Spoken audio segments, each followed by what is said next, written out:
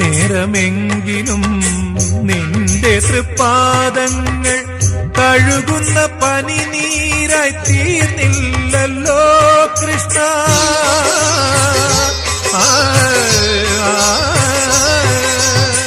ഹൃദയത്തിൻ സംഖിൽ ഞാൻ വാർന്നില്ലല്ലോ, അപ്പോഴും നീ കള്ളച്ചിരി ചിരിച്ചു, അവിൽ പൊതിയഴിച്ചു, പുണ്യം പങ്കുവച്ചു.